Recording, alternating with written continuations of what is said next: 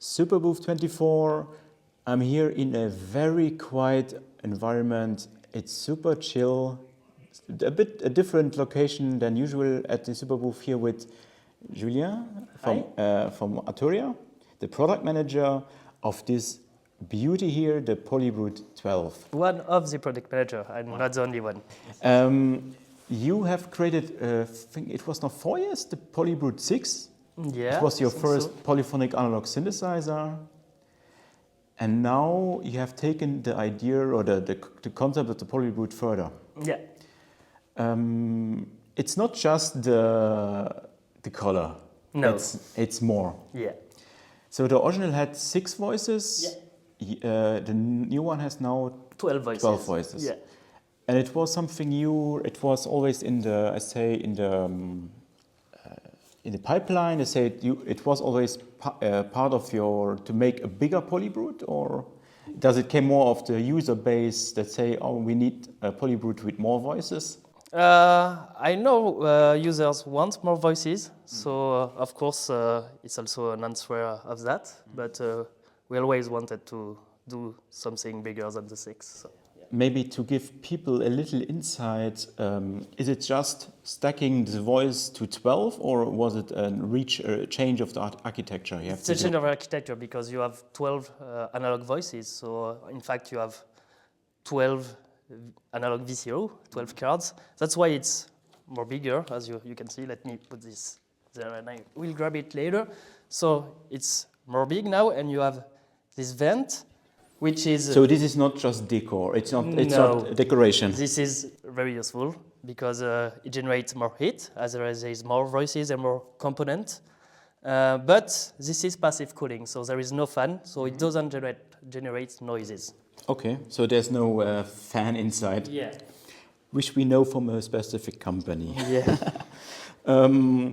So 12 voices, but from the feature side, it's the same as the Polybrute. So users of the Polybrute who knows it, it's the same instrument, basically. Yeah, so from the analog basically what is common from the Polybrute 6, the shared things is you have the same voice architecture. Of course, you have 12 instead of 6. So you have 2 VCO, one with added metallizer, which is wave folding, hard sync, soft sync, and the VCO2 have added sub-OSC. You have a filter FM, some noise, a mixer, 2 filters, a ladder and a stainer, which can be routed in series and parallel, 3 envelope generators, 3 LFO, a modulation matrix, which is very powerful, digital section effects, sequencer arpeggiator, and then you have a very important feature, which is the morph. The morph is, so on a preset, you have 2 sounds, like 2 states. So this preset, for example, have 1 state, which is a sound design. So there is parameters and modulation assigned to it. And then on the B, you have another sound, which is another set of parameters and modulation and all these things. And then if you turn from A to B, it will morph between A and B states.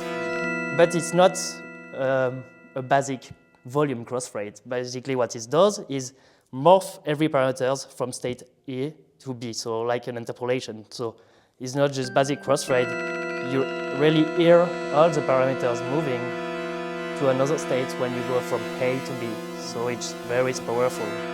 But is the voice allocation, or is it different than now? Because the first one you had, if you have now using, you can split the sounds in 2 directions. Yeah. Is it now? You can split. Do you have now 6 and 6, or how do you manage? Or is it freely adjustable? You mean for the split mode? Yeah, now for the morphing and for the. So there are still 2 sounds for morphing. Yeah. And for the splits. For the splits, you can say I want 6 voice on the lower and 6 voice on the upper or more. Is it? But it's 6 to 6, or is it free? You can say there's on the left side 3 voices and the you right can side. set it. I set it. Yeah. Okay, that's very handy. And for the morphing now, so compared to the original Polybrute, it's basically the same feature. For the morphing, yeah. So you have one preset and the other presets, then it seamlessly morphs. Yeah.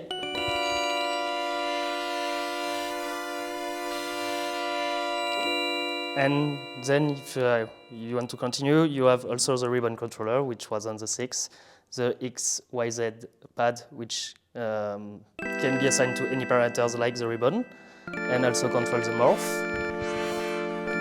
And you played it now, it has also the morph. So this is also the same as in the Polybrute 6? Yeah, so this is the same. It's not now an improved version? Or this is the same. It's the same. And, but I think the big highlight, besides the 12 voices, is the new keyboard. Yeah. Or the keybed, because you have developed a new one. Yeah. So I will go from an init preset because it will be easier for you to understand and hear what happens when I play with it. And then I will show you real preset with it. So let me do an init preset, so it will be pretty basic. Now we have a saw wave. Maybe it's a little bit loud. Okay. Let me move the cutoff a little bit lower. And no envelope for now. Okay. So, on usual aftertouch keyboard, you have mono aftertouch. So, through the modulation matrix right now, I'm putting on the aftertouch modulation lay the ladder cutoff frequency. Let's put on a big amount so you hear well. So I am in mono aftertouch. So if I play one note, and if I reach the aftertouch zone, which is at the bottom of the casing after the spring, you hear that the filter is modulating, but only one note is enough to raise the aftertouch of all the keybed because it's monophonic, so one voice of aftertouch. Then in polyphonic mode, you have like a CS80 style. Each voice have a So this is the classic polyaftertouch. Yeah. I re-explain it because it's important after to, for instance, the new technology. So, you know, each keys have its own voices of aftertouch. And then you have the full touch mode, which is the one we have developed with this new technology, with each full touch. So what is allowed?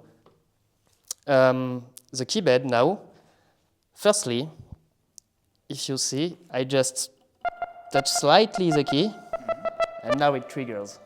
So it's very precise. The triggering zone is really at the top of the key span, the key range. Are there now sensors on the keys or on top of the keys, or how do you achieve this? It's very complex things, like engineer things that I don't really understand because it's too electronic components and not on my side. But what it does, it triggers at the top of the keys, and then now it is able to track your finger position from the very top of the key to the bottom of the key, and then at the end of what we call the classic aftertouch. That is the one that we use in mono and poly classic mode. Okay. So basically you have two range. The full touch mode, which is the new one at the trigger zone at the top. Then you push, and then you reach the classic aftertouch after the spring, which is the one from the mono and poly. Is this full touch, is this something you transmit also per MIDI, or is it? Yeah, to MIDI and MPE. The bus is possible, so you can record performance in your DAW, and you will be able to replay it if you send as a MIDI input in it. Okay. You can also do it in MIDI 1.0. It will be a little bit less precise because you have less bits in MIDI than in MPE.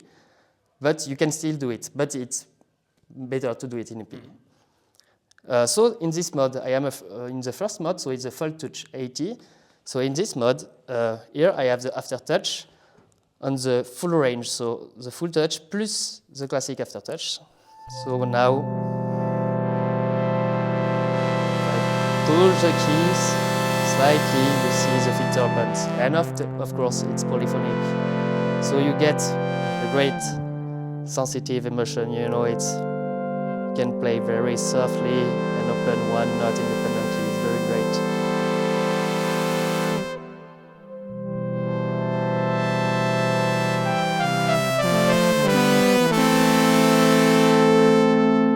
And you know, if it's literally my fingers that doing the movement. If I stop, I try to stop at one point, now the sound is static. And as soon as I move, you just get movement.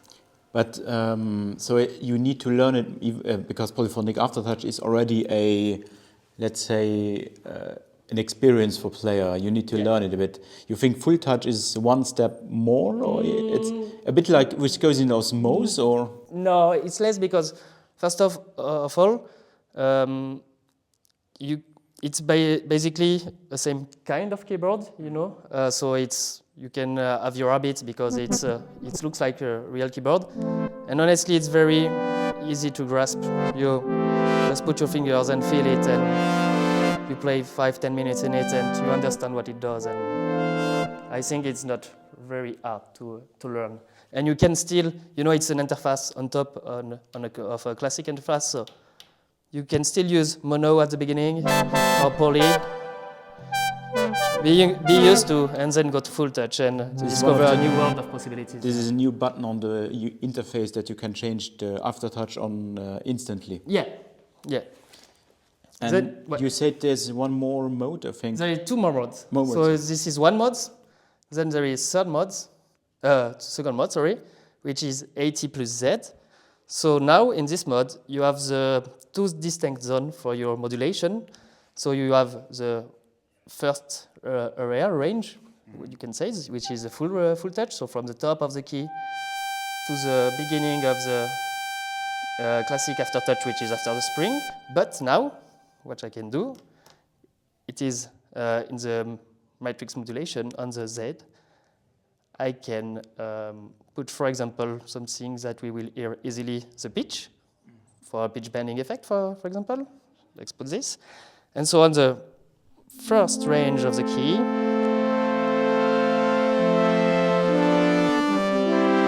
have the filter cut off, but if I go further, you can hear some pitch, then I will do it a little bit more and reduce a little bit the cutoff just to hear.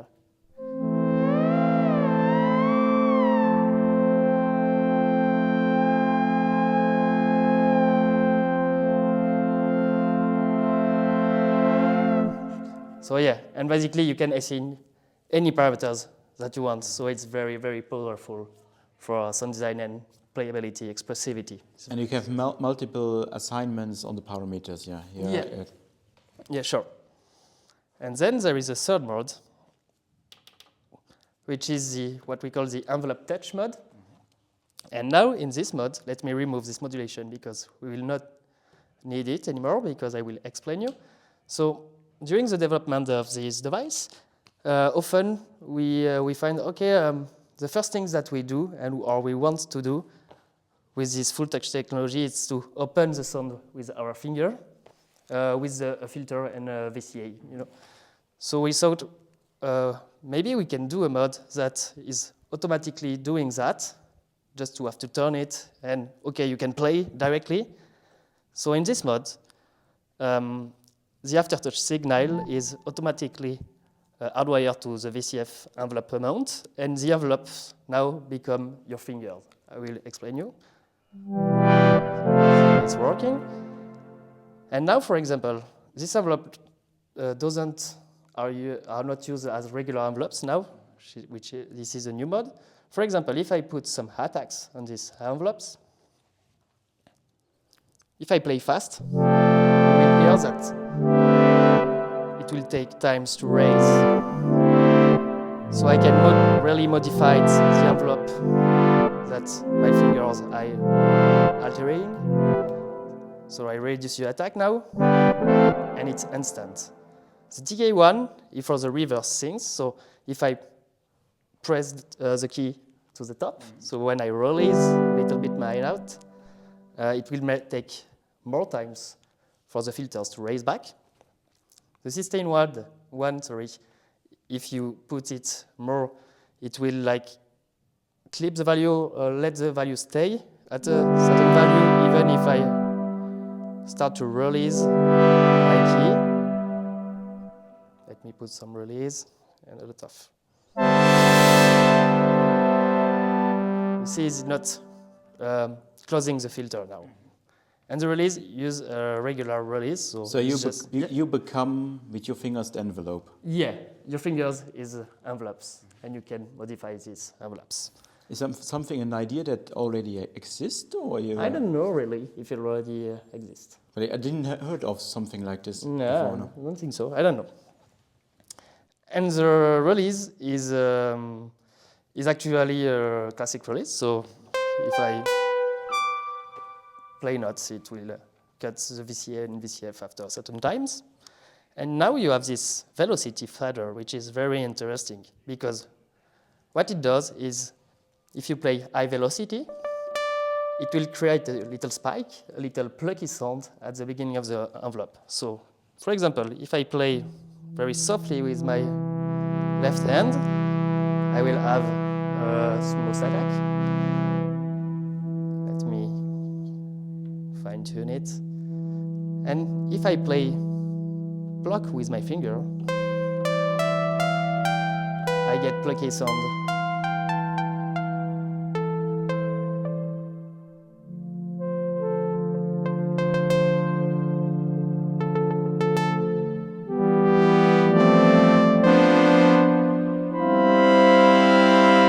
Even if I can do that, for example, if I want, and if I do a pluck, I can still not have a note off, don't release my note, and do smooth attack again. So it's very polyvalent, very expressive.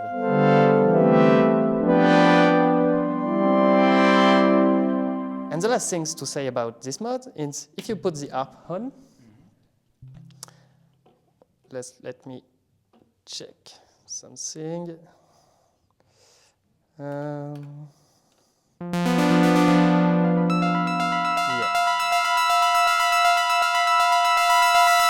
So now what it does is the aftertouch is now becoming velocity. Okay. So this envelope is becoming now normal envelopes again.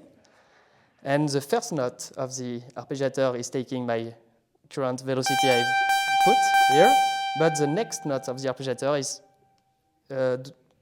taking the aftertouch signal as velocity. So what it does is, for example, I can go very soft like this, and my filter and my VCA is closed, and the more I push the note, the more it opens. And of course, it's polyphonic, so I can just increase one note.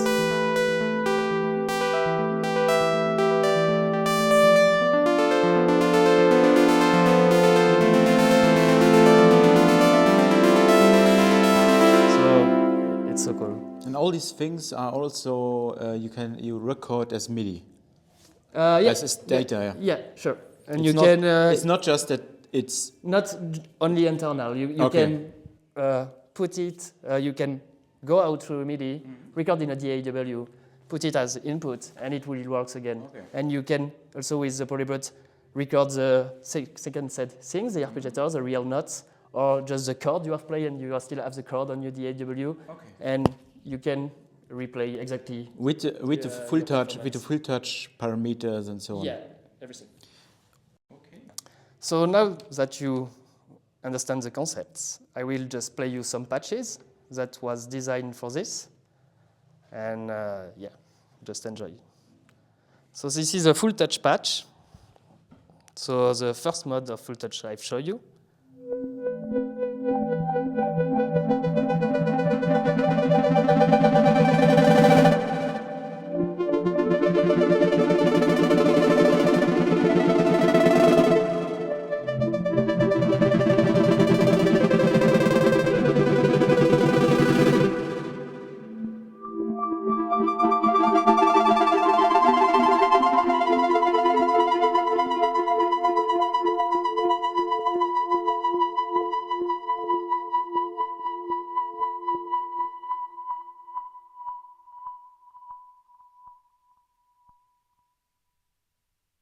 Yeah.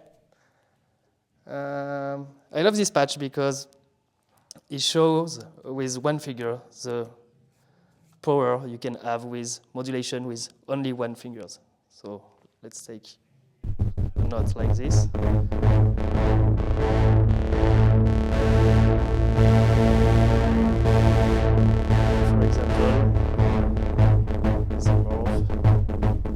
I just controlling the deepness of the key and moving the morph to go from A state and B, and you can see all the possibility of sound I have.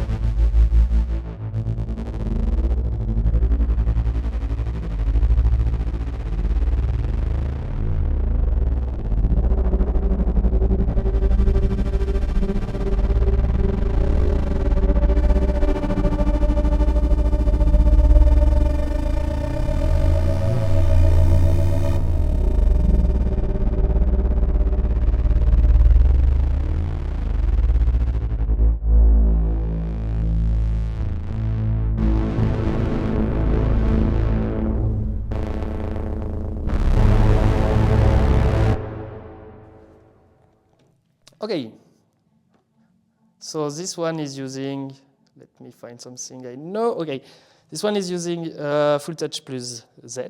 So one range to modulating things and the other classic range to modulating another thing, to modulate another thing.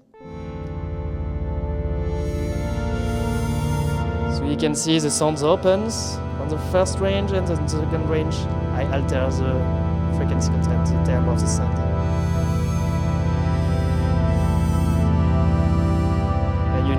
You see that I can do a lot of movements, a lot of modulation things just with my fingers. I just don't touch the knob or patch things in the matrix for now.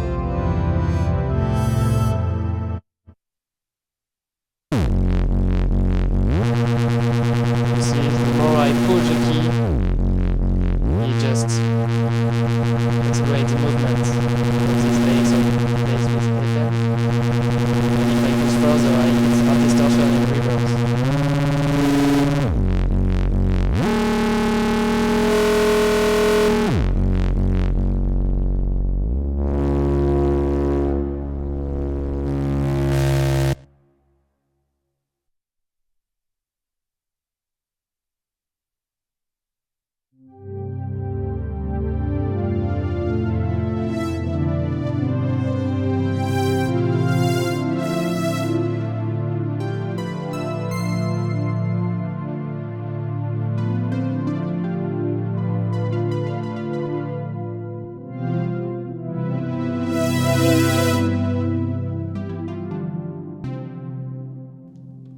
Maybe a last, maybe this one.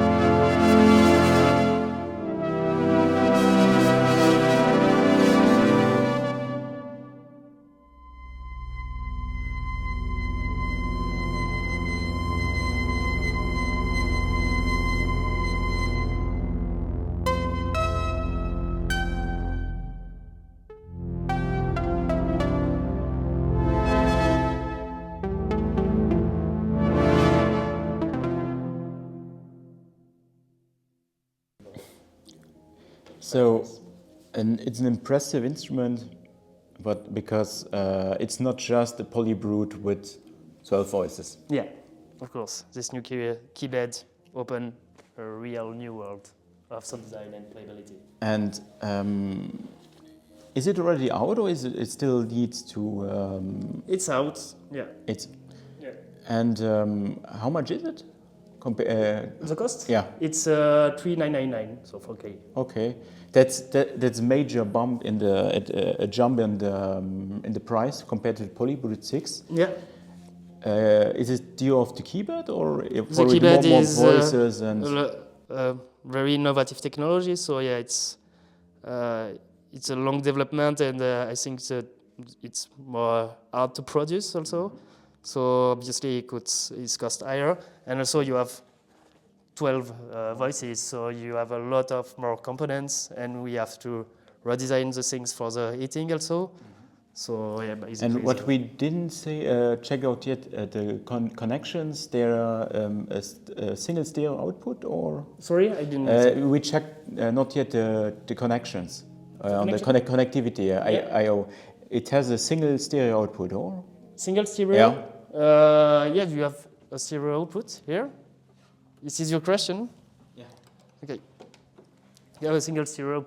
You want an overview of the connectivity. So you have the right and left stereo. Then you have you can send clock with this in and out CV. Then you have two expression pedal and one sustain pedal. The two expression pedal can be used as a modulation source in the modulation matrix. Okay. So you can assign any parameters you want. Okay. Memory protection if you want to lock the preset save, just in case you travel. MIDI in, MIDI out, MIDI through. USB for connecting with the Polybrute Connect, which is a software companion, which you can have a 1-1 sync. So if you move parameters on the Polybrute Connect, it moves here, and on the other side, if you move a parameter in it, it moves on the Polybrute Connect. The Polybrute Connect doesn't output sound by itself, but you can do sound. It's a new version, or? There will be a new version coming a little bit later, but yeah. And you can also manage all your presets on the Polybrute Connect. How is the compatibility with patches from Polybrute 6 and Polybrute 12? That's a good question. So on the Polybrute 12, the Polybrute 6 patches, of course, are compatible. On the Polybrute 6 patches, the Polybrute 12 patches on Polybrute 6, you can load Polybrute 12 patches, but as you don't have the new aftertouch modes, you don't really know how it will sound. For example, if I cut the cutoff and I was opening the filters with my fingers, it will not react the same. But the patch can work if it's one direction works. So from Polybrute 6 to 12 it works, but on the other side it's more limited. Yeah, but in many cases it will work. It's just some kind of cases where you will have to modify a little bit the patch to make it work, but you can still send Polybrute patches on Polybrute 6, and there will be some patch that will be still very great. Okay, and I see you have also built-in power supply. Yeah. Okay, then thank you. Yeah, of course, it was a pleasure. Then I wish you a big success with Polybrute 12. Thank you a lot. And big thanks for the video, and hope you see you again in the next video. Thank you. Thank you.